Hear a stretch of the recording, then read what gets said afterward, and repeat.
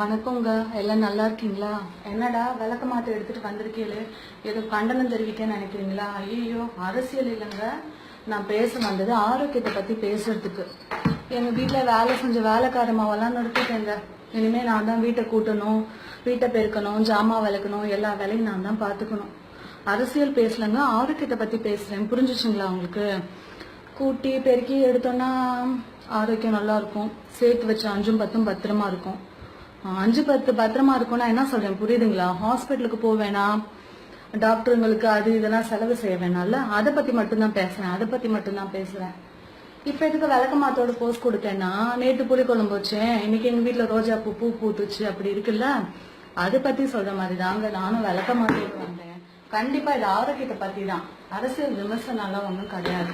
புரிஞ்சுச்சுங்களா? செத்து போன எங்க அப்பா பத்தி, செத்து போனவங்கள பத்தி, எங்க குடும்பத்தை பத்தி எல்லாம் தப்பா பேசாதீங்க. இது வெறுமனே ஆரோக்கியத்தை பத்தி மட்டும் பேச வந்தேன்.